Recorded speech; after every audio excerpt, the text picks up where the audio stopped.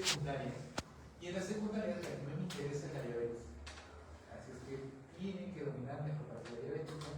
Y la otra enfermedad clásica es la nefropatía diabética. Entonces, esos dos van a ser muy estudiados. Y de ahí vamos a tocar otras nefropatías secundarias como la que tenemos por amiloidosis, VIH y mieloma múltiple, que son nefropatías asociadas a un síndrome casi nefrótico.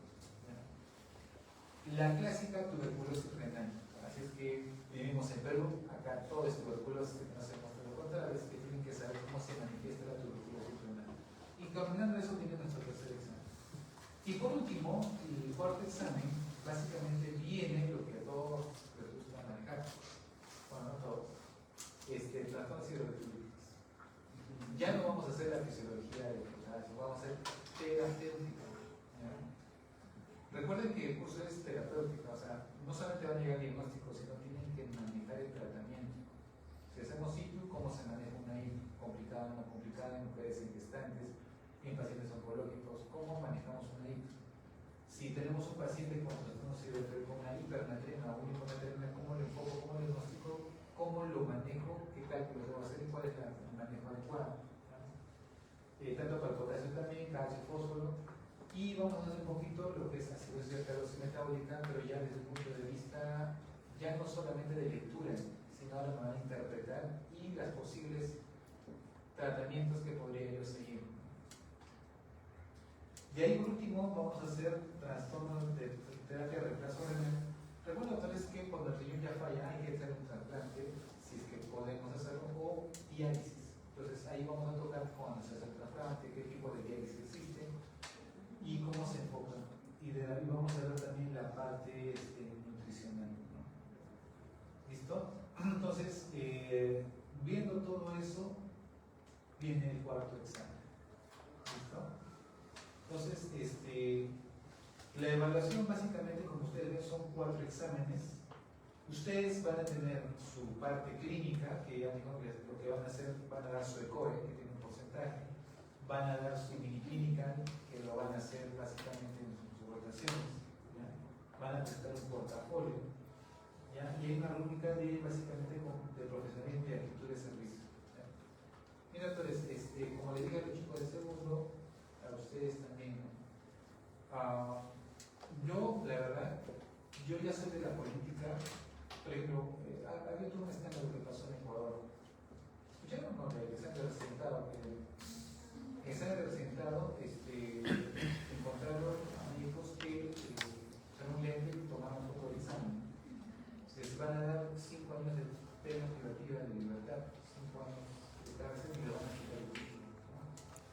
Entonces, el acto de querer hacer trampa, o el acto de querer engañar, o el acto de querer hacer ello, en realidad está estipulado. Eso también pasó en la Universidad de Villarreal. Y saben, ¿no? Cuando dieron ese examen, los detectaron, los sacaron como arrocados, que llevaban a la casa. Y el colegio médico les ha suspendido durante 10 años. No pueden ejercer ni postular ninguna especialidad. Aparte que estaban acusados por 5 años también de pena privativa de libertad. Entonces, miren la connotación que tiene hacer trampa. O sea, el hacer trampa es un examen oficial del Estado, del gobierno, tiene una connotación de pena de cárcel. Pues yo me pongo a pensar, si eso tiene así, ¿cómo debería ser la sanción que se da cuando se detecta quiénes se lo hacían? Si buscamos un equivalente, no si alguien hace trampa o hace cosas indebidas, no vamos a llamar a la cárcel, no voy a llamar a la policía, pero efectivamente debería haber una sanción muy equivalente que sería la expulsión del sueldo, lo que hizo las universidades científicas, lo que hizo la San Martín. Vieron esos resultados en San Martín, detectaron estudiantes que hicieron trampa y los han expulsado, ¿ya? Entonces,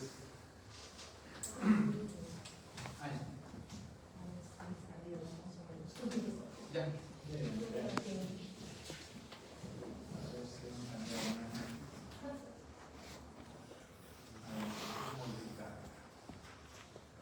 Entonces, doctores, en la parte actitudinal, a ver, empecemos conocido porque recién me acaban de entregar.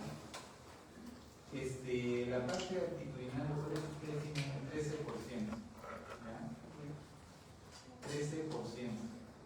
Interesante. En la evaluación del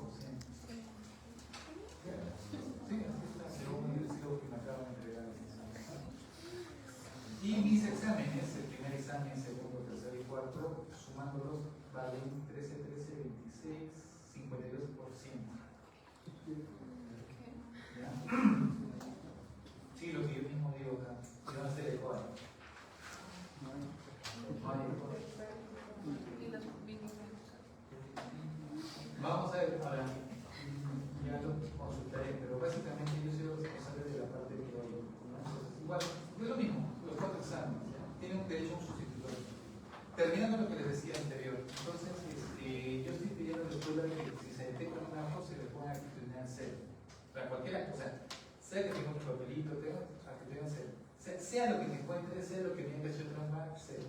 Y si da que tenga cero, ¿qué significa? Que hagas ese curso. Y yo lo voy a hacer.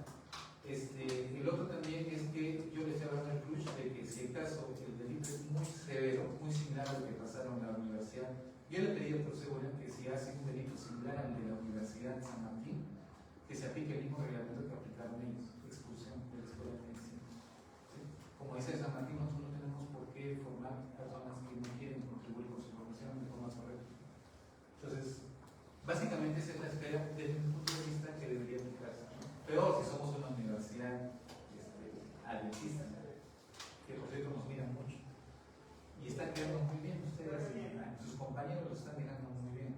La última vez que fui a ¿cómo se llama? A Rebayaki, tienen muy buena apreciación. Cuando fui a conferencias que estuvieron en Julián, en otros sitios, los médicos se acuerdan mucho de los estudiantes de la porque hacen mucha diferencia en función a su actitud.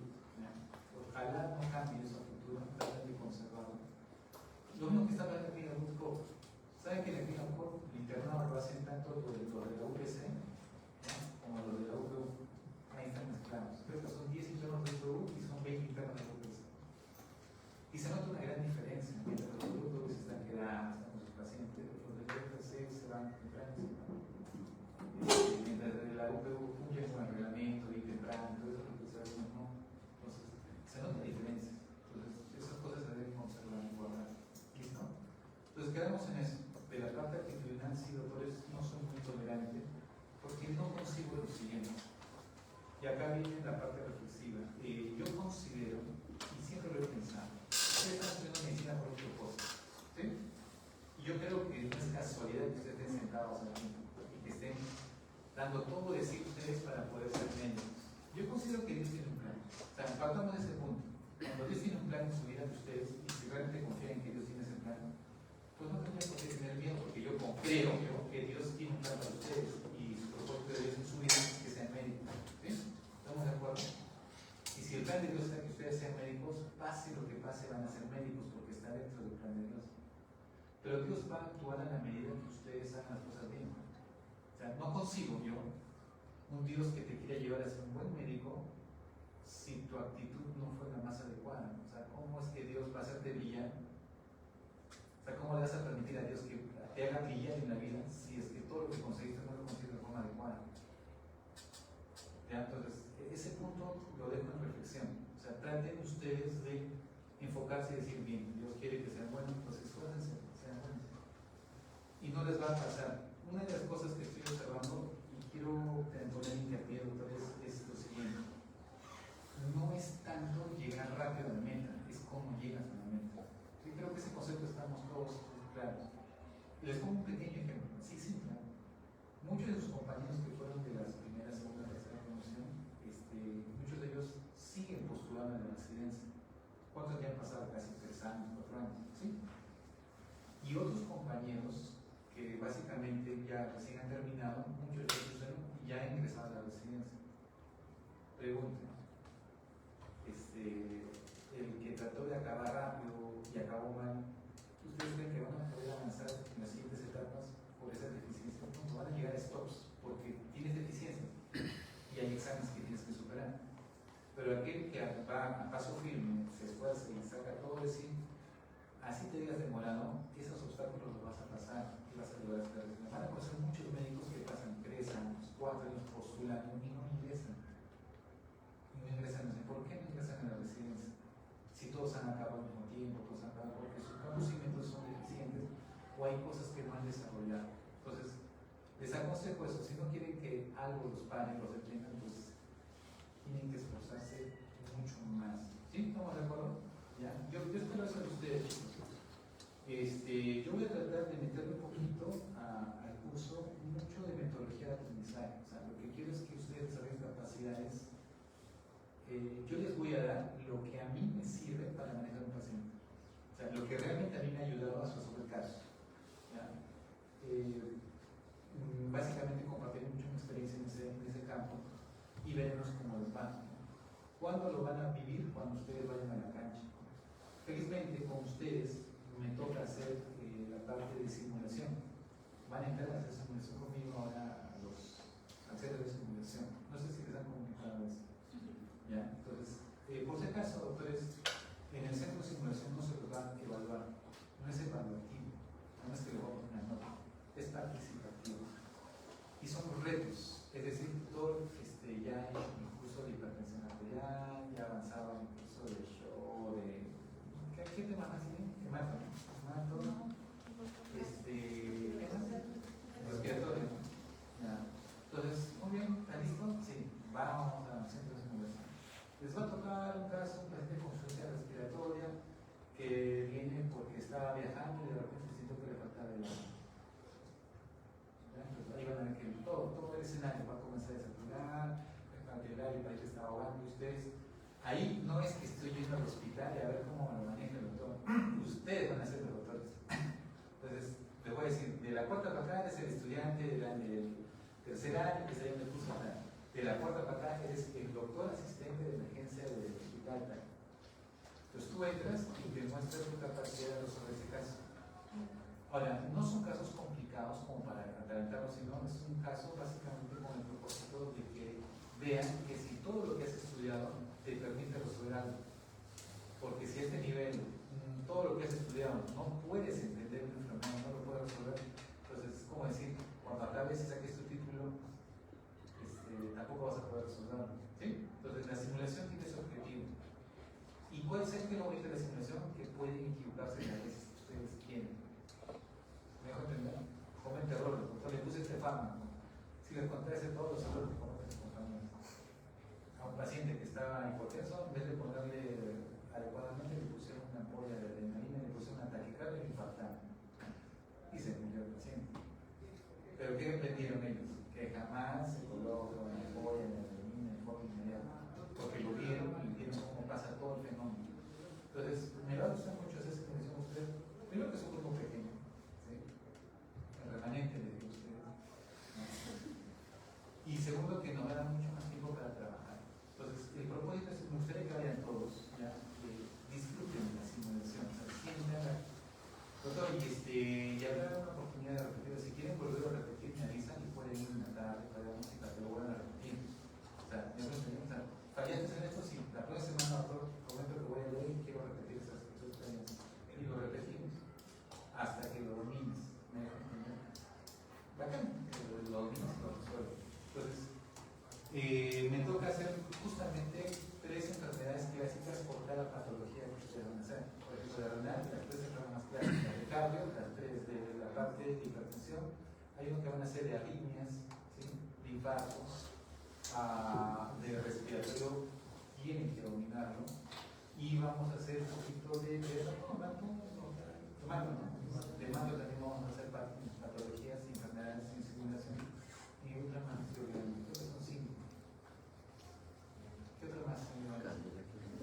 ¿Hostia? ¿Prueba, no? No. Ya, entonces, básicamente mi función para el recurso, yo voy a evaluar mis 4 exámenes y la escuela los va a organizar para que puedan ustedes ir a rotar a los hospitales y ahí tienen sus portafolios y sus evaluaciones, ¿correcto? Lo del ECOE me sorprende un poco porque yo pensé que les iba a contar, pero acá según veo no hay una rúbrica en el ECOE, así es que ya nos dirán por qué lo que acá. Por qué se me olvidó.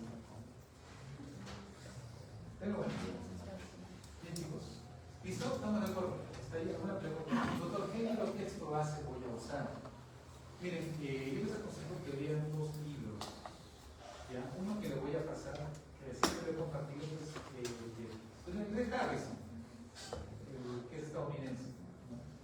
Y el otro libro que siempre lo he compartido es el libro de Restrepo, que es un médico nefrólogo colombiano. Lo hace muy simple, muy concreto, y está en internet. La Sociedad Nefrológica de Colombia ha puesto de forma gratuita su libro, así es que pueden descargarlo. Al delegado le voy a pasar el link para que pueda acceder y pueda compartirlo con ustedes y puedan descargarlo. Tiene tanto el libro como las últimas actualizaciones de esos temas. O sea, si quieren ustedes actualizarse un poco, ya han hecho algunas actualizaciones de algunos temas. ¿Por qué les pongo esa bibliografía? Porque es latinoamericana. Diferente, ¿cómo estamos?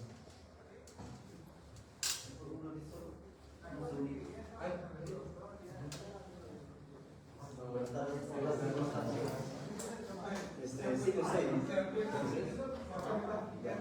Solo me acaba de comunicar que voy a ser su tutor de ustedes y necesitamos tener coordinación, necesitamos una comunicación. Así que, si usted tiene un grupo de WhatsApp, me pueden agregar ahí para poder hacer la coordinación y tener una reunión para ver esos temas de legado y todas esas cosas que trae. ¿Está bien? ¿Sí? Creo que vamos a modificar eso, ¿no? Vamos a modificar eso. Entonces, ¿alguien está manejando algún grupo de WhatsApp? ¿O no tiene? ¿No lo voy a agregar? Un grupo secreto. De repente voy a compartir con alguien. Voy a compartir con Samuel y Samuel me separa los tres en la lista. ¿Está bien? Sí, estamos coordinando. Muchas gracias. Sí, está bien.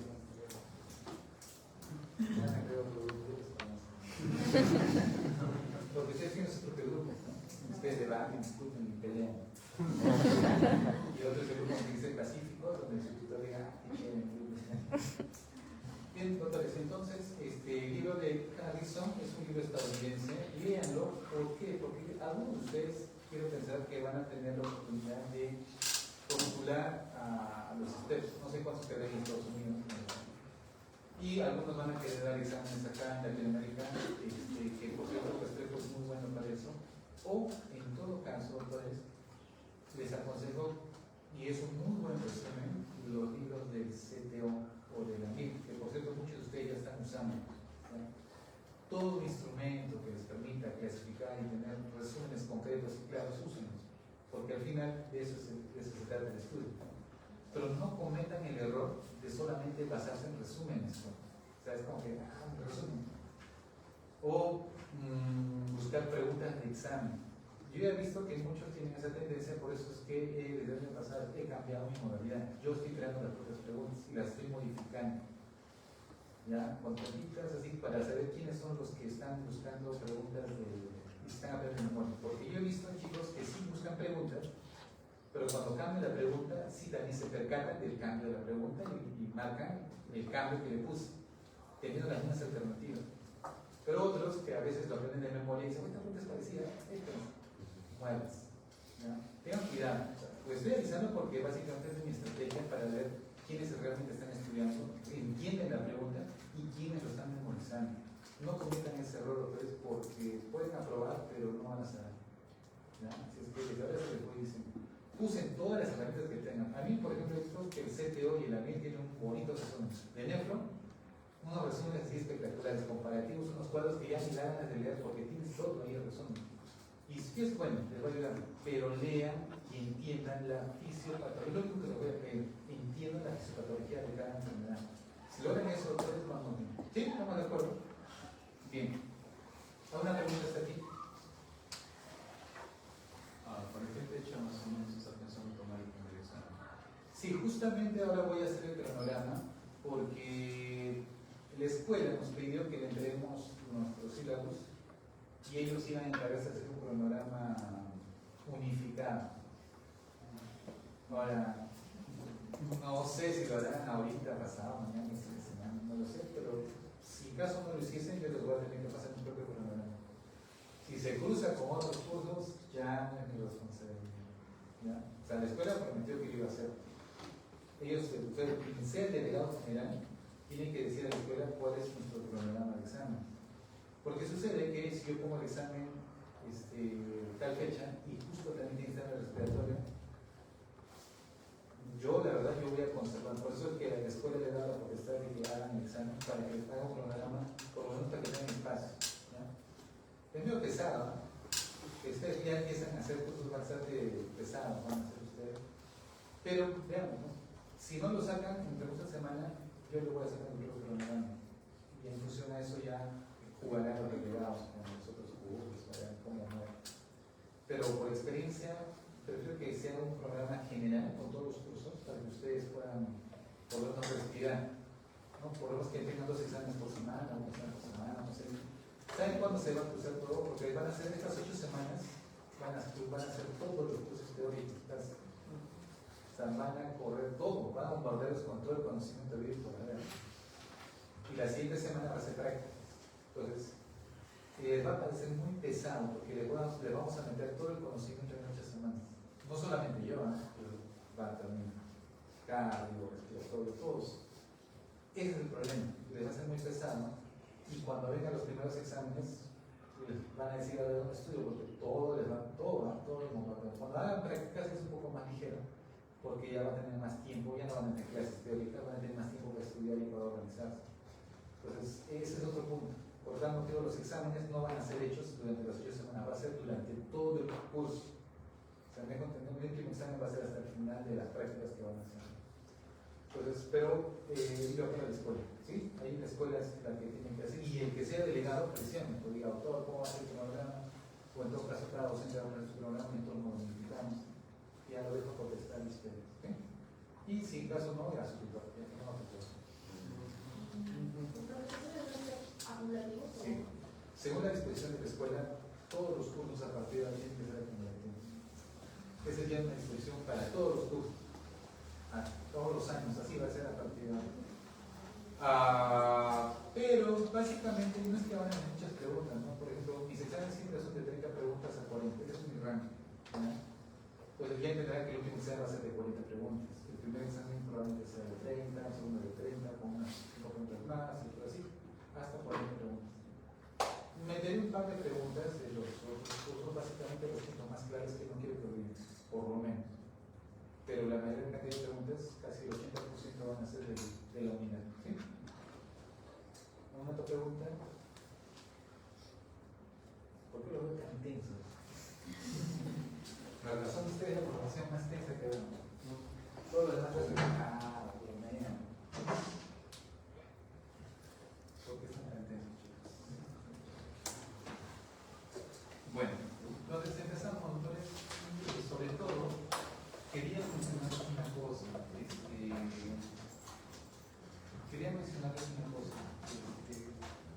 Por favor, si tienen alguna dificultad para entender algún tema, con confianza díganlo, doctor. O sea, no dejen pasar mucho tiempo, pero hemos hecho la carta, pero hay dos puntos que hemos notado que nos falta reforzar. Díganlo para repetirlo por lo menos unos 5 minutos antes de empezar la clase. Todo lo que se llama podría reforzarnos, lo reforzamos. ¿Ya? Pero por lo menos también queda abierto para hacer la pregunta, no es que entonces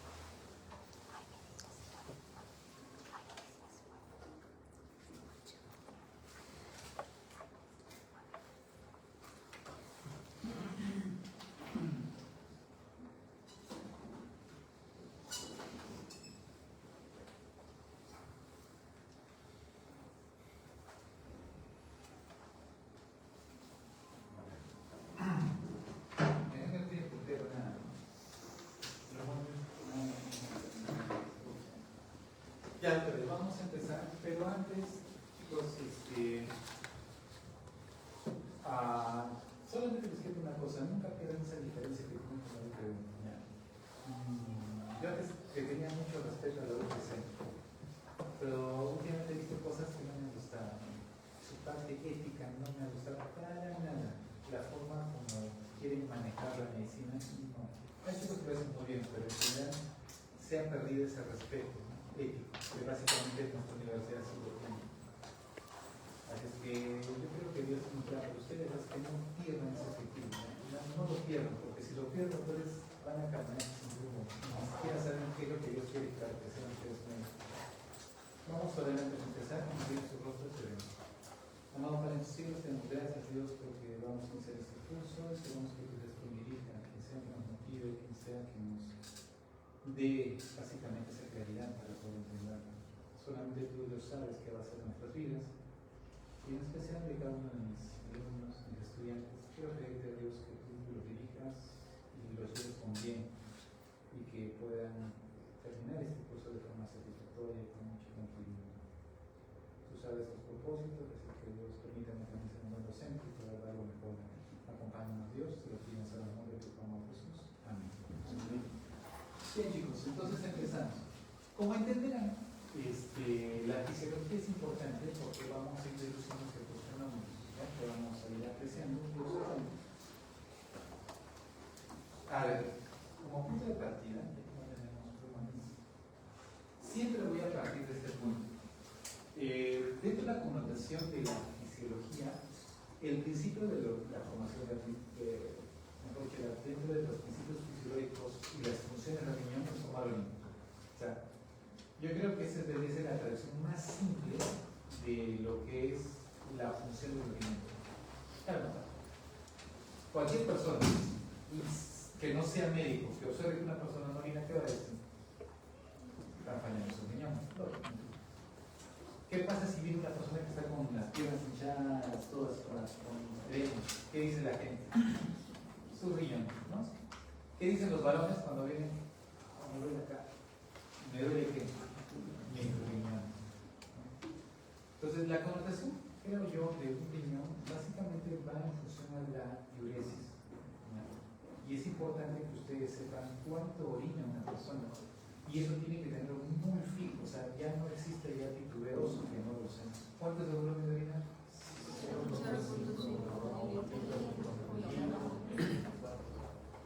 Dependiendo cómo lo veas. Pero por eso, ¿cuánto es?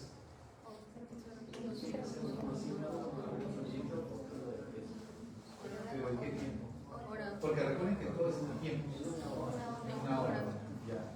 O sea, quiere decir que si yo quiero evaluar que una persona orina bien, ya, por ejemplo, yo ahorita agarro y justo a Samuel lo vamos a medir orina.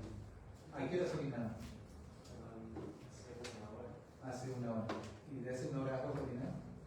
No. O sea, quiere decir que una hora no se orina nada. ¿Tiene falla renal? Porque lo normal es que orines de 0.5 a 1 litro por kilo hora. Pero ya pasó una hora y no se orina nada. Esperemos otra hora. Pasa otra hora y no orinas. ¿Tiene falla renal o no? ¿Ah? ¿Perdón? Su hidratación. ¿Has tomado agua? Sí, se ha tomado agua. Ya, entonces, ya, es una pregunta. ¿Has tomado agua? Sí, sí estoy hidratado. Muy buena pregunta. Ya, sí ha tomado agua. En todo caso, ¿sabe cuánto pesa? ¿Ya? ¿Cuánto pesa? 65. Entonces, él debería orinar más o menos 32.5 mililitros a 65 mililitros en una hora. Ya han pasado 2 horas y no orina absolutamente nada. ¿Está enfermo o no?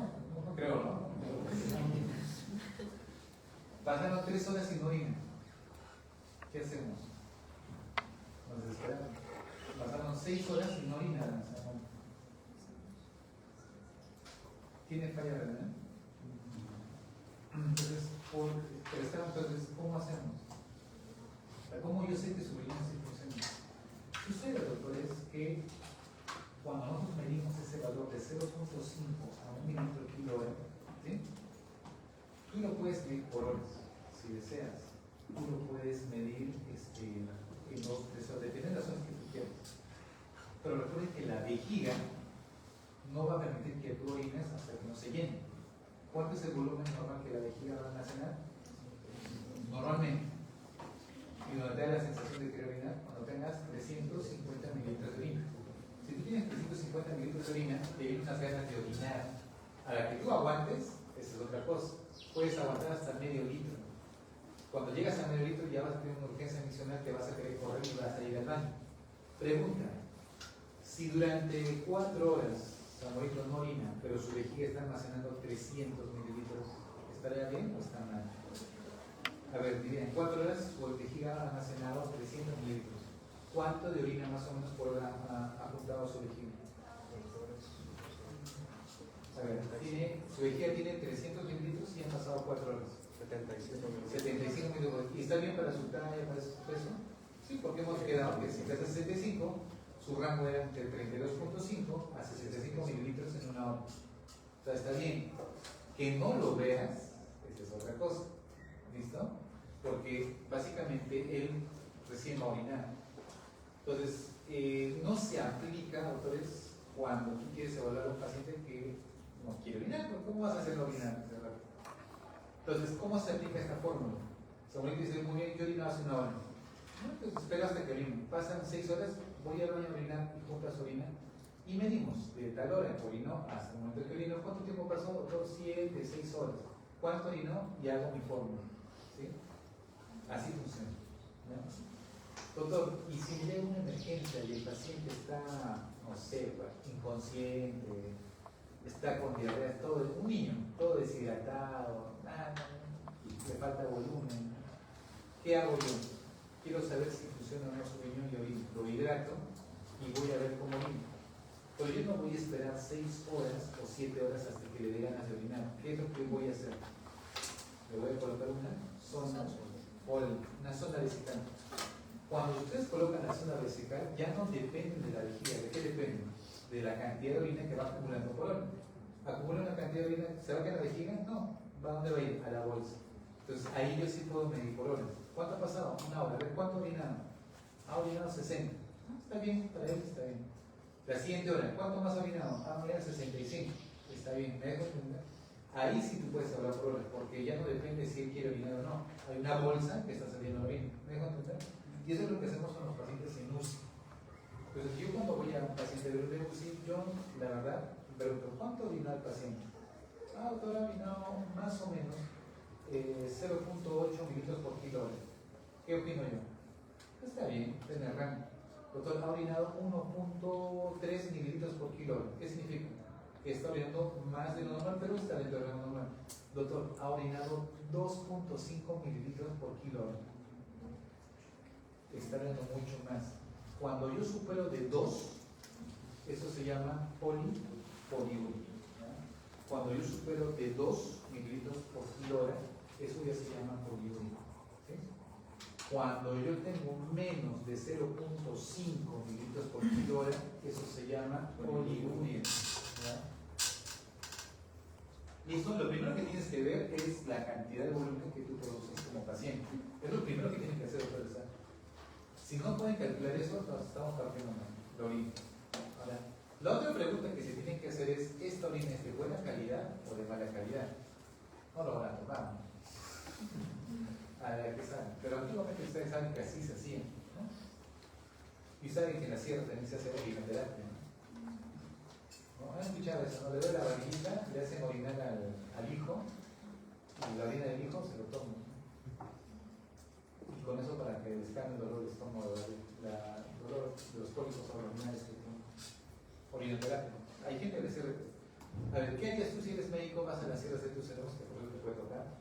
Y un paciente dice, doctor, me duele la barriga. Tú le das una pastilla y dice, no me he hecho nada. Mejor voy a tomar mi orina. Y toma la orina y dice, uy, doctor, ya me pasó. ¿Qué harían?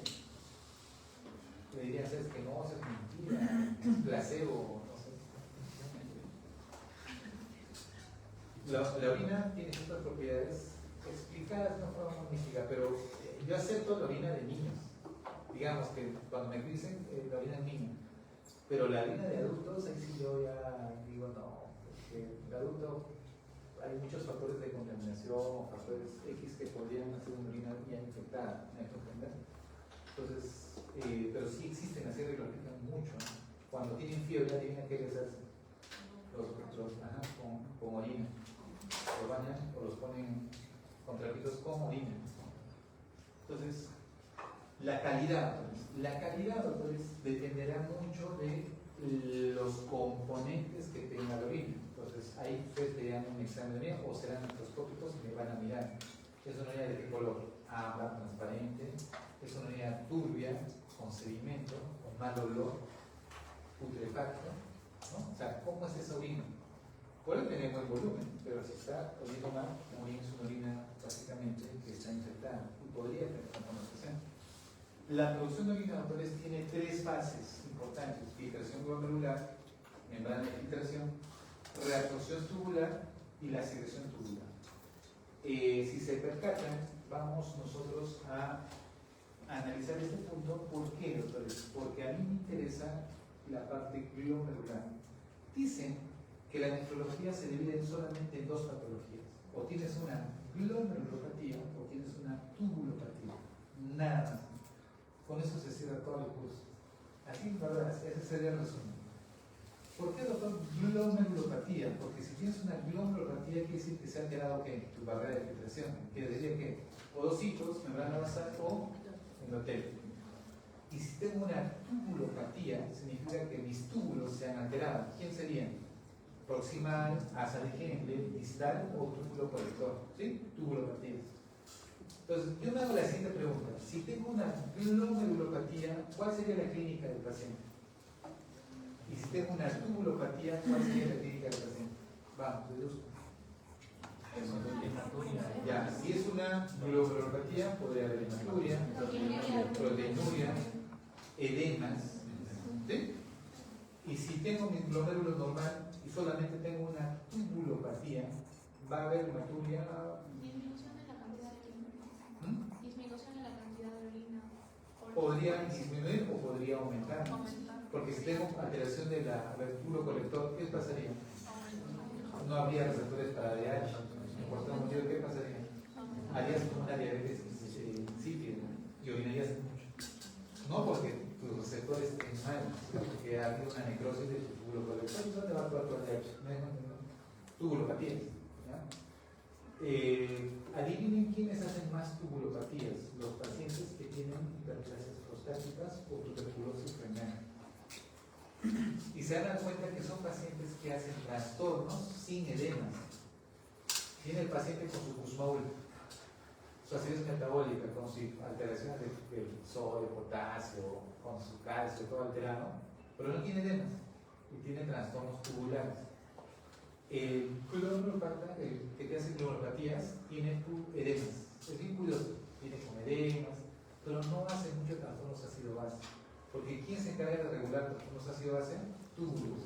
¿Quién se encarga de regular sodio y potasio? Túbulos. ¿Quién se encarga de regular la cantidad de agua? Los túbulos, en función a orina.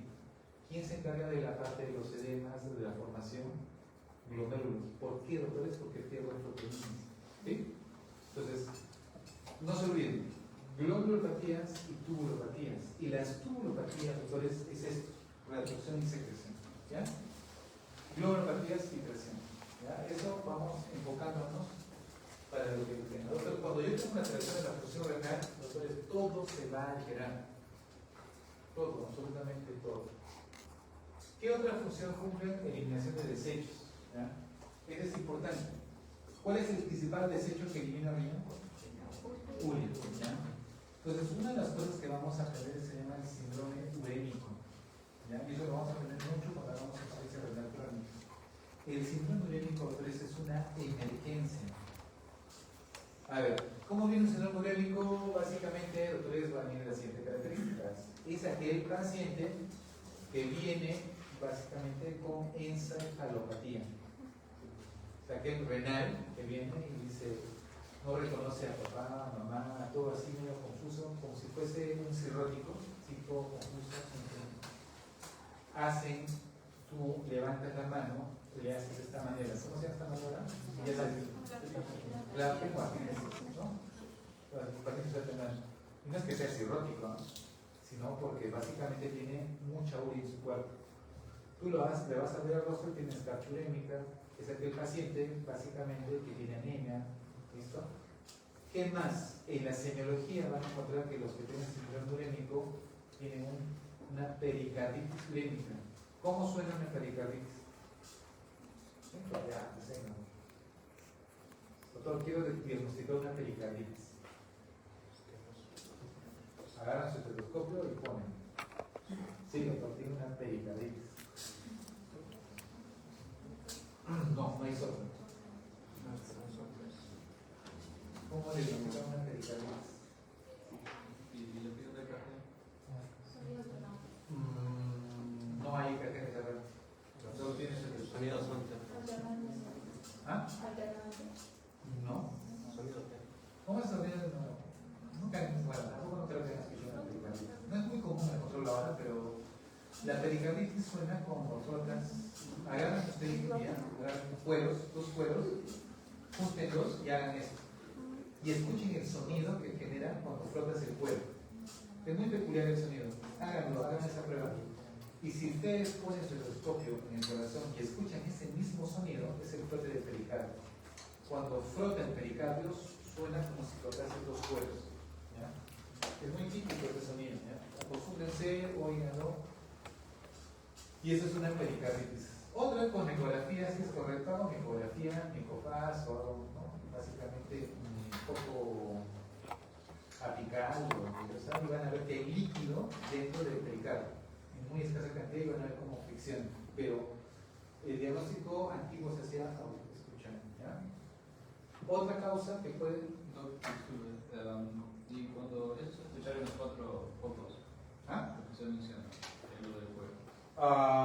Sí, lo podrías escuchar porque la inflamación se da en general. ¿Ya? La pericarditis urémica. Sí lo podría escuchar en los 4 focos, como también podría escucharlo en donde haya mayor ubicación de pericardio. Entonces, por eso es que tienen que escucharlo en todos los focos. Ahora, el detalle está, doctores, de que otro problema que hace el síndrome urémico es que la urea altera la coagulación. O sea, si te altera ya no coagula tu sangre. Entonces, ¿qué va a pasar contigo si tienes mucha urea? Puedes hacer hemorragias. Entonces, son aquellos pacientes que vienen por hemorragia digestiva y eso se llama una gastropatía urémica. ¿Listo? Entonces, vean todo lo que va a hacer la. Y otra cosa que hace el síndrome urémico es el síndrome de las piernas inquietas. O sea, sus piernas no pueden estar quietas, te sientes incómodo. ¿Ya? Entonces, desechos, doctores tienen que eliminar desechos, eliminar sustancias bioactivas, y siempre les pongo de ejemplo la insulina, otras hormonas, ya que hay niveles de almacenamiento, que siempre les he comentado a ustedes, ¿no? En el cual el diabético, al ya su riñón no funcionar, acumula la insulina endógena que tiene, y esa insulina endógena que ya tiene le es suficiente para controlar su glucosa. Entonces el paciente piensa que ya se curó. Doctor, ya no uso insulina, ya me curé. Y le echan insulina, porque mis glucosas son normales. Pero es normal porque su riñón está mal.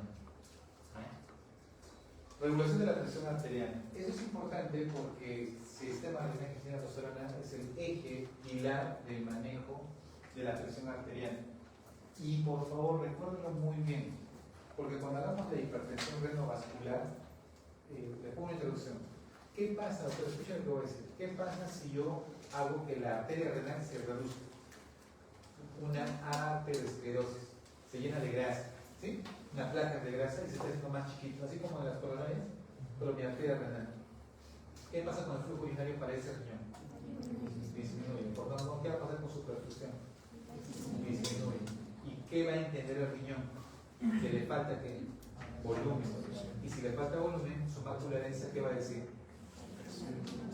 Activemos el sistema renina y aldosterona porque hay que mejorar la urea. Por tal motivo, hay renina y aumenta la presión. Y si yo aumento la presión, ¿qué va a pasar? Va a entrar mejor flujo a ese riñón. Pero ¿y qué le va a pasar al riñón sano? Lo voy a lesionar porque esa alta presión, si bien cierto, va a ayudarle para que pueda pasar la sangre, pero a este riñón lo va a lesionar. ¿Me entienden? Y eso le llamamos hipertensión renovascular. ¿Ya? Vamos a ver también la regulación de los productos de los glóbulos rojos, las famosas anemias. Por favor, eso ya tiene que ser fijo. Solamente pueden catalogarlo como enfermedad renal crónica aquel paciente que tiene anemia. No consigo un paciente con enfermedad renal crónica que tenga una hemoglobina de 16. O sea, si un paciente le llega con una creatinina de 6 y tiene una hemoglobina de 16, ¿será crónico?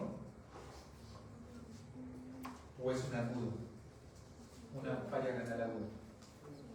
Repito, llega un paciente con creatinina de 6 y tiene una hemoglobina de 16. Es agudo, por lógica es agudo.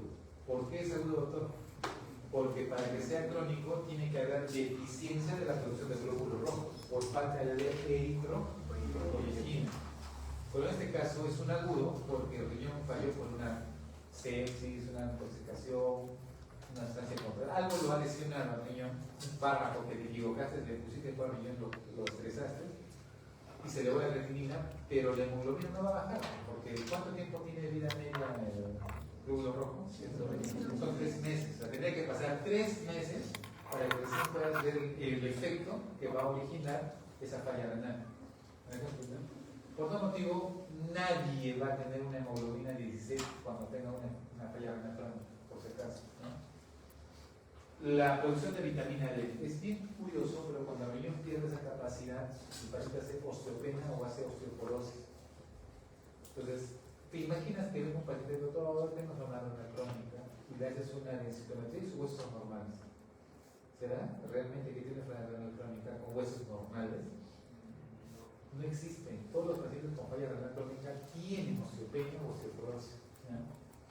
Por tal motivo, es una forma de diferenciar los diagnósticos. Y por último, gluconeogénesis, que ustedes saben que el riñón cumple esa función. Recordando. Entonces, en general, doctores, háganme de repaso, por favor. No se olviden que la regulación del agua corporal es mediante la ADH, ¿sí? Y eso va a usar como parámetro de medida la osmolaridad. Recuerden que si yo varío 1 a 2% de la osmolaridad, voy a modificar la secreción de ADH. Si en caso mi osmolaridad aumenta, ¿qué va a pasar? Secreto ADH y reabsorbo agua para bajar esa osmolaridad. Y si en caso mi osmolaridad baja, inhibo para que el cuerpo pierda agua y de esa manera mejore la osmolaridad a la normalidad. ¿Listo? Osmolaridad. El otro es el sodio. Esto, por favor, cuando hagamos la parte de sodio, de hipernatremia cicunatremia, clárense muy bien. ¿Qué es lo que mayormente pasa con las hiponatremias? No es que estás perdiendo sodio, lo estás diluyendo. Repito, no es que perdamos sodio. Por ejemplo, doctor, mi paciente tiene un sodio de 130, pero tiene edemas. ¿Ha perdido sodio? No, se ha diluido. Le quitas el agua y ¿qué pasa con su sodio? Ah, doctor, 140. ¿Sí? Entonces, doctor, ¿qué es lo que me quiere enseñar con eso? Que no a toda hiponatremia se le corrige y se le mete sodio. ¿Qué tendrías que hacer? ¿Qué es lo único que tendrías que hacer? Quitarle el agua. No cometan ese error. Porque yo he visto muchos médicos generales que agarran, oye, doctor, tiene un sodio 128. No, hay que ponerle sodio. Y yo miro y digo, pero si está con edema, saca el agua y va a ser como el sodio va a subir. Porque lo entienden. O el ejemplo que me pasó mucho en el hospital, doctor, tiene 125 de sodio. Ok. Pero ¿cuánto tiene de glucosa? Ah, su glucosa es 600. Recuerden que la glucosa cuando se eleva, baja el sodio. Cuando la glucosa se normaliza, el sodio recupera su valor normal. ¿Se corrige o no? No corregirías. Corrige la glucosa. Si tú corriges la glucosa, ¿qué pasa con el sodio? Se va a normalizar. Entonces, es importante que entiendan esto, ¿ya? Porque al final lo que van a darse cuenta es que lo que va a regular básicamente al sodio no es que le pongas o le saques sodio, es controlar la bulimia, ¿sí? Porque o lo diluye o no.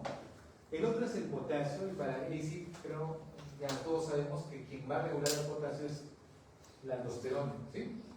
Principalmente la aldosterona, que se encarga de secretar potasio y reabsorber sodio. El calcio, básicamente con el fósforo, en las fallas renales tienen un efecto opuesto.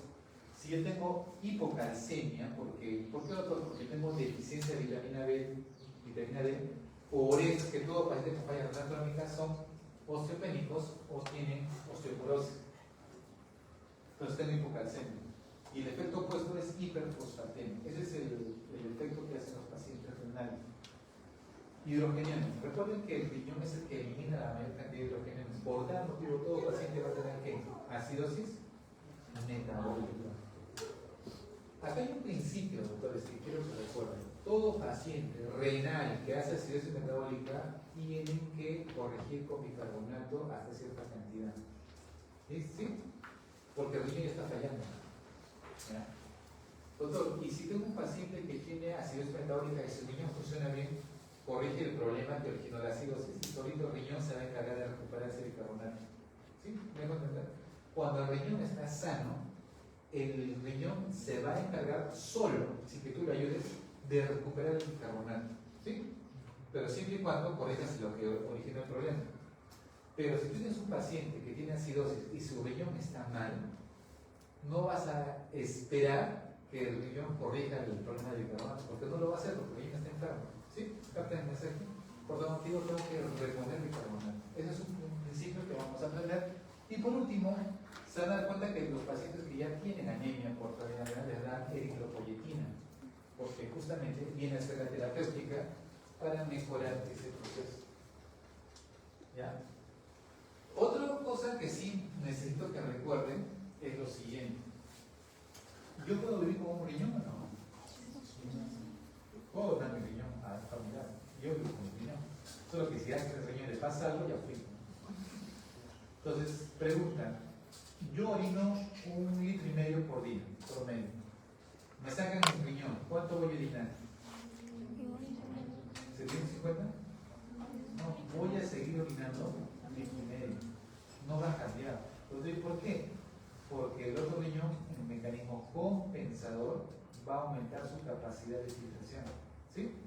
Y va a compensar para que pueda orinar. Entonces, lo que quiero que entiendan, doctores, es de que infiltración glomerular básicamente es la suma del filtrado que realiza cada uno de los riñones.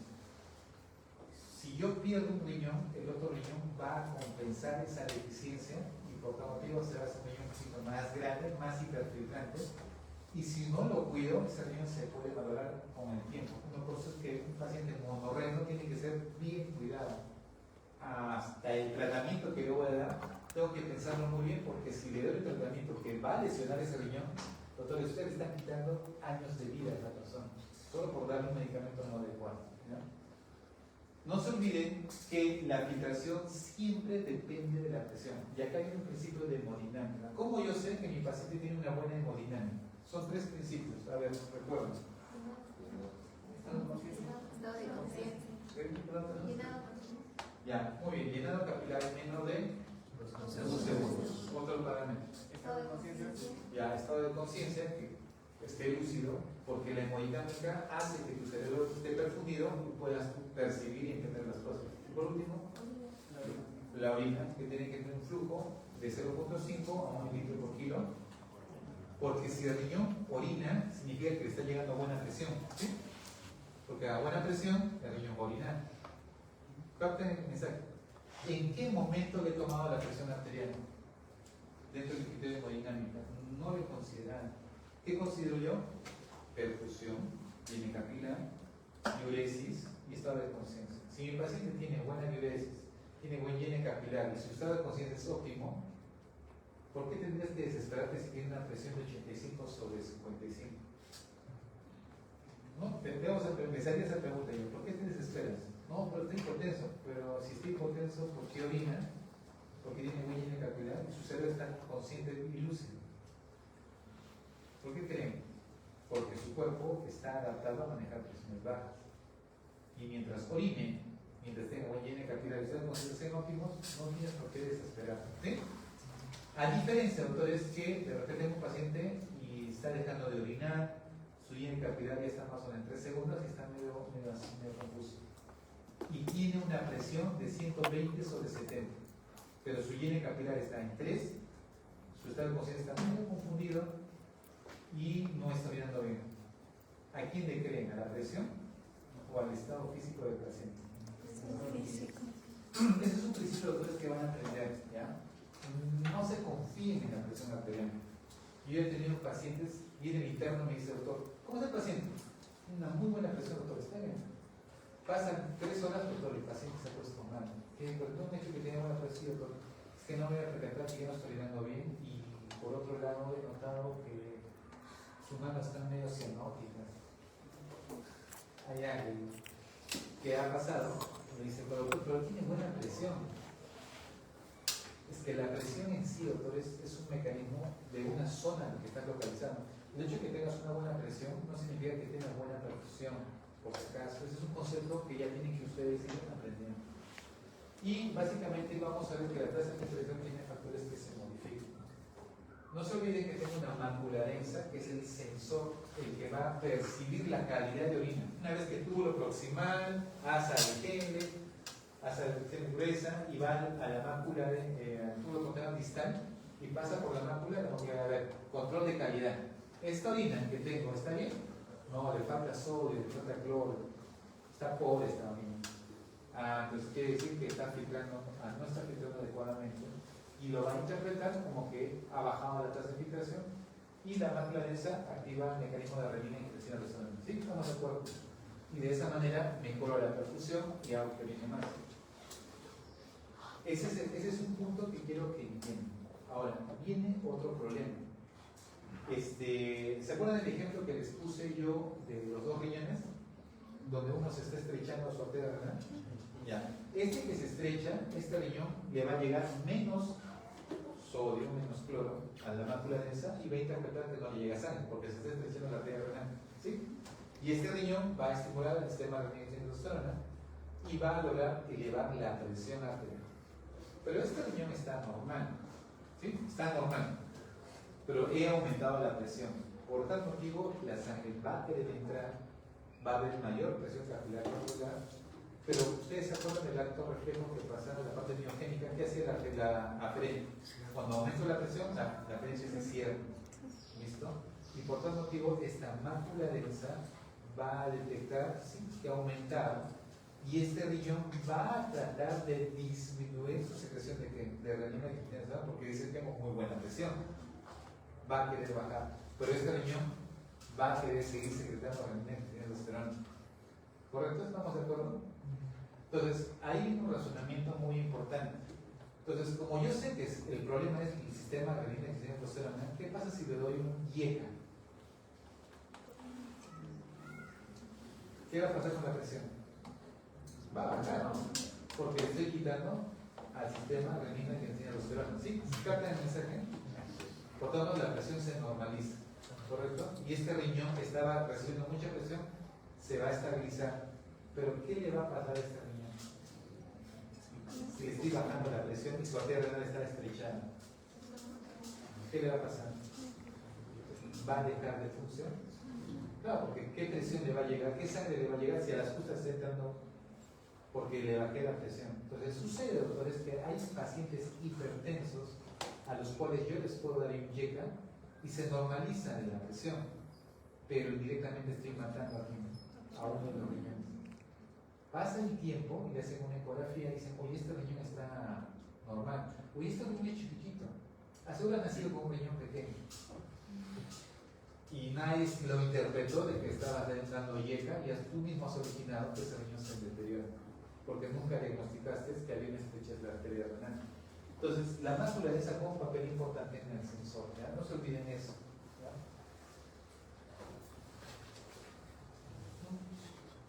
Vamos, para glomeopatía, doctores, no se olviden, tengo los podocitos, membrana basal y el endotelio. Como resumen, para que punto de base para todos, toda lesión de podocitos, proteinuria.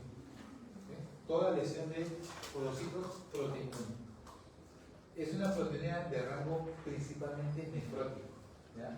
Yo voy a perder proteínas porque pierdo la carga negativa que permite que no pasen las proteínas. En el caso de la albúmina.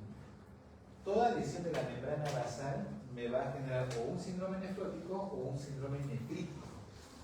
Y toda lesión del endotelio, por lógica, ¿qué va a generar? Nefrítico. ¿Sí? Pérdida de sangre, hematuria. ¿Ya? Repito, todo lo que lesiona podocitos, doctores, proteínas. Entonces, a ver, doctor, si tengo una glomerulopatía membrano-proliferativa, ¿qué significa? Tengo una glomerulopatía de la membrana, pero que prolifera. La pregunta es, ¿prolifera para arriba o prolifera para abajo? El término proliferar significa que se producen células que van a alterar la estructura funcional. Si prolifera para los podocitos, ¿qué va a tener ese paciente? Proteinuria. Y si prolifero para el endotelio, ¿qué va a tener? Hematuria, ¿sí? Donde prolifero, ¿listo? Tipo 1 y tipo 2, existen dos tipos de... Es un ejemplo que les pongo, por eso es importante que recuerden, todo lo que lesione podocitos, proteínas, cambios mínimos que lesionen, podocitos, la amiloidosis que lesiona, membrana y podocitos, por eso es que los que tienen amiloidosis tienen proteínas tipo nefróticas. ¿Listo? No se olviden de la estructura. Por cierto, hay un término que les voy a enseñar le voy a enseñar histología, que se llama las semilunas. ¿Han escuchado? ¿Les suena? Las semilunas vienen a ser una patología proliferativa. ¿Qué es el término proliferar? Una cosa es que yo lesione la célula, agarro, lo lesiono, lo destruyo. Y otra cosa es de que estas células comiencen a proliferar como tumor, así como que se proliferan y generan como células que van a tapar espacios y dejan de funcionar el riñón. Un ejemplo. Imagínense que mis podocitos o mi epitelio parietal, ¿sí? Mi epitelio parietal que está aquí, comienza a alterarse y comienza a proliferar las células y comienza a llenarse de células todo mi espacio de campo de bomba. Pregunta, ¿el riñón va a funcionar? No, porque está lleno perfecto de células. Adivinen qué son las semilunas. La proliferación celular del epitelio parietal, que crece a tal punto que prolifera y rellena toda la cápsula de bomba y causa falla renal. ¿Ya? Esa es la famosa semiluna. ¿Listo? Entonces se llaman globopatías proliferativas. Y las que no son proliferativas, netamente su objetivo es destruir células. Destruye la célula y ya lesioné todo el mecanismo. ¿Ya? Eso es algo que vamos a ir viendo en globopatías.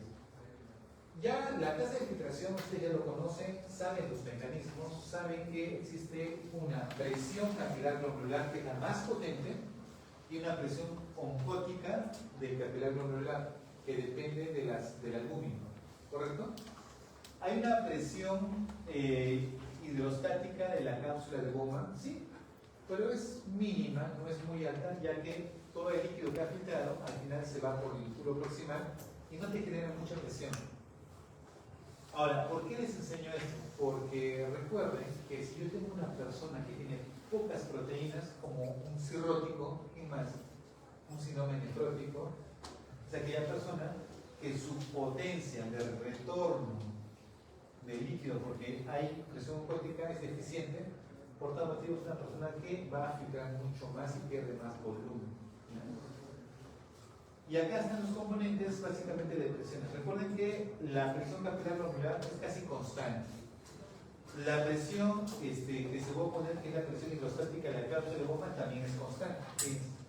Pero el que sí se va a modificar, doctor, es la presión oncótica. Acá es menor y acá es mucho mayor. ¿Por qué? Porque al momento que yo filtro plasma, voy a concentrar más que la albúmina. ¿Y eso qué les va a generar? Mayor presión. Entonces, la presión oncótica de forma natural debe aumentar. ¿Ya? Eso también tenganlo presente. Cuando les tenemos hipoalbuminemia, de hecho que no va a aumentar y por tal motivo tienen más tasa de filtración glomerular. Como repaso, esa parte, arteriola aferente y eferente. Solamente como repaso, recuerden que la arteriola aferente se va a cerrar cuando tengo crisis hipertensivas bruscas. O sea, viene la presión así que se eleva a 230 sobre 140, se dilata la arteria eferente y como acto miogénico se cierra. ¿Sí? Y después la mácula esa podrá botar sustancias de contracción de la arteria eferente para mantenerla cerrada y tratar de bajar la presión para que no se lesione mi membrana de filtración. Pero tengo el otro efecto. Doctor, ¿y qué pasa si tengo una persona que se está deshidratando? En la fase inicial, esa deshidratación va a hacer que se cierre la arteriola eferente. Pero cuando la deshidratación ya es extrema o ha habido una pérdida de volumen extremo que pone en riesgo al cerebro, pulmón, corazón, porque ¿cuántos litros entran al riñón? El 20% del gasto cardíaco. ¿Cuánto es el 20% del gasto cardíaco? Ya ponen 200 mililitros de sangre, un litro, bueno, ya pongamos un litro. Un litro de sangre en un minuto está entrando al riñón. Entonces, ¿qué es lo que va a hacer al riñón? Se cierra a tal punto de que ese litro de sangre ya no entra al riñón y solamente circule para que llegue sangre a quién? Al cerebro, al corazón y al pulmón. ¿Sí? Esa es la fase final cuando tienes una pérdida de volumen extremo. Entonces el riñón se va a cerrar para que toda esa sangre ya no entre, porque es 1 litro que va a entrar al riñón. En vez de que esté entrando al riñón, ¿qué va a hacer el riñón? No lo recibe y esa sangre va a llegar al cerebro, pulmón y corazón para que siga el paciente vivo. Y bueno, gracias a estos juegos de la arteria de frente, yo mantengo una regulación adecuada de la agitación glomerular. Hay vasoconstrictores y vasodilatores como repaso para recordar un poquito. No se olviden de angiotensina 2, nuestro principal vasoconstrictor, que actúa primero en la arteriola eferente y después en la arteriola aferente. Tengo el óxido nítrico, que es un vasoconstrictor por excelencia, ¿ya?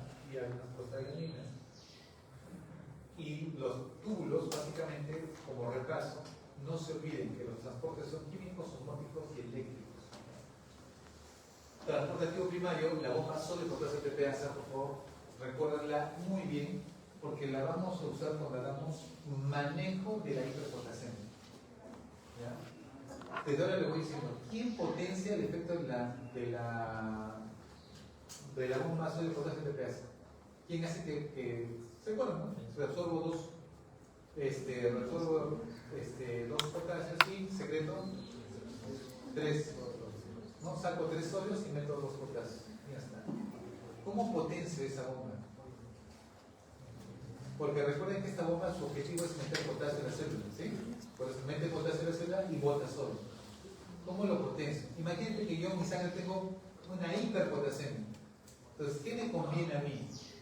Esconder el potasio de la sangre, sacarlo y meterlo en la célula para que el potasio no sea riesgoso y me cause una arritmia. Entonces, ¿cómo lo potencio? Y ahí uso 3 sustancias. Insulina, ¿se acuerdan? Insulina. Los beta-2 agonistas. ¿Sí? Ustedes que han hecho el salbutamol, básicamente el fenoterol. O derivados de la aldosterona. ¿Ya? Entonces, bueno, el transporte activo primario lo vamos a usar bastante cuando hablamos de potasio. Transporte activo secundario, hay el famoso SGLT2, ¿se acuerdan? SGLT2, muy conocido, muy usado actualmente por los cardiólogos para la insuficiencia cardíaca y diabetes. Y vamos a ver el transporte transcelular y paracelular, que también, como recuerdo, ustedes deben tener. Entonces tenemos el túbulo proximal, no se olviden, el túbulo proximal es el que más reabsorbe sodio, cloro, potasio, glucosa, aminoácidos, y también secreta bases u órganos ácidos o bases, ¿no? Y hidrogeniones.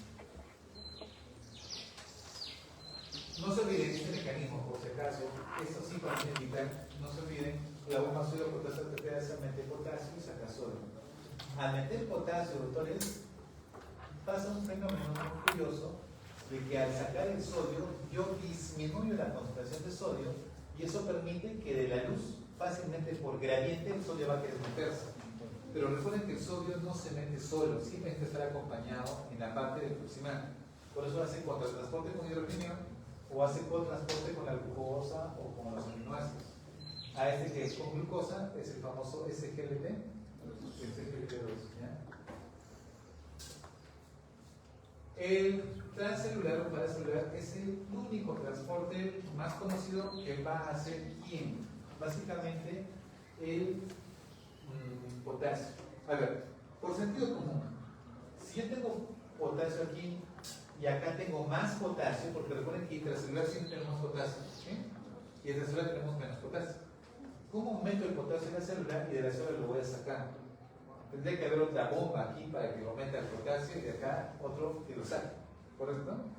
Pero como es difícil que pase ese fenómeno, porque no tengo bomba acá en la parte luminal, entonces el potasio va a aprovechar el movimiento del agua para ser arrastrado, y eso se llama transporte por solvente. ¿Sí? Se deben acordar. Entonces el potasio tiene esa peculiaridad. El sodio ya tiene sus transportadores, también aprovechan para pasar por día de la célula con el agua, pero principalmente lo va a usar más el potasio. Esto sí deben acordarse con respecto a los trastornos ácido-base. No se olviden que si yo tengo CO2 y agua más la alianza carbónica, voy a tomar ácido carbónico, 6-bicarbonato y hidrogenio. El hidrogenio, juntamente con el sodio, hace su contratransporte, ingresa el sodio, sale hidrogenio, se une con otro bicarbonato, ácido carbónico, agua, CO2. El CO2 vuelve a volver a actuar, pero este bicarbonato desapareció y eso significa que representa este bicarbonato que acaba de entrar de forma enzimática. Entonces uno se pone a pensar, si yo tuviese más CO2, o sea, tengo mucho más CO2, voy a producir más ácido carbónico y voy a producir ¿qué? Más bicarbonato. Y ahí voy a secretar más hidrogeniones y voy a reabsorber mucho más bicarbonato. Por tal motivo, aumento del CO2 hace de que yo reabsorba ¿qué? Más bicarbonato. Y eso explicaría por qué una acidosis respiratoria, que es aumento del CO2, produce como compensador que una alcalosis metabólica, que significa mayor reabsorción de ¿qué? De bicarbonato. ¿Ya? Y viceversa, doctor. Y si yo tengo una alcalosis respiratoria, estoy hiperventilando haciendo mi Kussmaul, pero no tumor, sino mi crisis de ansiedad, estoy nervioso, estoy hiperventilando, ¿qué va a pasar como mecanismo compensador? Una acidosis metabólica. Y para hacer una acidosis metabólica tendría que perder bicarbonato. Es decir, si yo tengo poco CO2 porque estoy hiperventilando, voy a formar menos bicarbonato, voy a botar menos hidrogeniones y eso significa que voy a resolver menos bicarbonato y genera una acidosis metabólica. ¿Sí? Ese es el mecanismo compensador. ¿Ya? No se olviden, por favor, repásenlo porque con eso vamos a explicar otros fenómenos. Nos toca la cuarta unidad. Entonces es lo mismo que hemos conversado. El asa de Henle, no se olviden que el principal accionar que vamos a tener del gran transportador sodio, potasio y 2 cloros se encuentra aquí en el asa ascendente gruesa de Henle. ¿Sí? El responsable de generar el mecanismo de básicamente concentración y dilución desde el punto de vista de aumentar la osmolaridad a nivel intersticial para que funcione mi ADH. ¿Ya? Acá tengo cloro, sodio y acá tengo urina. ¿Sí? ¿Se acuerdan? Los dos componentes que me generan osmolaridades de 300 hasta 1200 de osmolaridad. Acá lo tienen, ya saben que ahí actúa ¿qué fármaco? Furosemida. ¿Ya? Sodio, potasio, 2 cloros. En el tubo distal tengo dos segmentos que sí tienen que tener muy presente: la parte inicial del tubo distal y la parte final del tubo distal, o más conocido como conector, ¿ya? Y el tubo colector. Esta parte, básicamente, hay una bomba que es sodio-cloro, que actúa a los tiacídicos, y acá tengo básicamente donde va toda la aldosterona, ¿sí? Aldosterona, que actúa en la parte final del tubo distal y la parte cortical o inicial del tubo colector. Eso es también como repaso para que ahí entendiendo. Y ahí tenemos el tubo distal inicial, donde va a actuar mis tiacídicos. Y por último, el tubo colector, donde yo voy a tener básicamente estas células principales, donde va a actuar la aldosterona. ¿Sí? ¿Qué hace la aldosterona? Secreta potasio y reabsorbe ¿qué? Sodio. Y la aldosterona, su receptor donde va a estar, básicamente tiene un receptor a nivel de citoplasmático, ¿ya? Que va a hacer que el núcleo procese y cree más canales de sodio, más canales de potasio y más bombas sodio-potasio tetrasa. Es la función de la aldosterona. Pero también la aldosterona va a actuar en las células intercaladas, donde su objetivo principal es reabsorber bicarbonato y secretar ¿qué? Hidrogeniones. Por tal motivo, si yo tengo, escuchen lo que voy a decir, si yo tengo un exceso de aldosterona, ¿qué es lo que va a pasar? A ver, exceso de aldosterona, tengo mucha aldosterona. ¿Qué va a pasar con el sodio y potasio? Ya reabsorbo más sodio, va a haber una hipernatremia y va a haber una hipopotasemia. ¿Qué transforma ácido base voy a tener? Una alcalosis metabólica porque voy a reabsorber más bicarbonato. ¿Sí? Entonces es un paciente que viene con hipernatremia, hipopotasemia y alcalosis metabólica. ¿Qué es eso? Un hiperaldosteronismo. Doctor, ¿y si me viene al revés un hipoaldosteronismo, cómo va a estar? Va a haber hiperpotasemia, porque no lo puede botar, hiponatremia, porque no lo puede resolver, y ¿qué va a haber? Una acidosis metabólica. ¿Sí? Más o menos dedúzcanlo en función a esto de la aldosterona. Y bueno, el tubo colector ya hemos mencionado, donde va a actuar el ADH como principio, ya no se olviden, producción de agua. Y por último, entonces, solo repaso, no se olviden que si yo inhibo la liasa carbónica, es el fármaco se llama acetazolamida. ¿Sí? Acetazolamida. Si yo inhibo la bomba sodio potasio 2 cloro, furosemida. Si yo inhibo a nivel del clorocristal inicial en la reacción sodio-cloro, tiacídico, si yo inhibo a la aldosterona, voy a usar ¿qué? La espironolactona. Y si yo solamente quiero bloquear el canal de sodio, ¿se acuerdan? No quiero atacar ni potasio ni solo sodio, la minoridad o el plantiene, básicamente. ¿Ya? Entonces, como resumen, doctores, eso sí traten de recordarlo, repásenlo, un poquito de fisiología, porque ese va a ser nuestro punto de partida. Preguntas, doctores, hasta aquí. Preguntas, dudas, inquietudes, razonamientos, ya se ven a mejorar un poco de la fisiología realmente. En cada capítulo 3 que hagamos, vamos a tratar de tocar un poco de fisiología. Es bastante importante. Preguntas, saquen sus preguntas, lean los textos y por favor no les hagan preguntas, no estén callados. La verdad es que no estén callados. Ya, preguntas, dudas, inquietudes, algo que comentar. ¿Todo está claro? No es un repaso, pero ya lo que hemos hecho. Hay mucha más información, pero no quiero adelantarlos. No venga su delegado, por favor. ¿Ya? Y para poder compartir la información, las diapositivas y los libros que quiero que lean. ¿Correcto?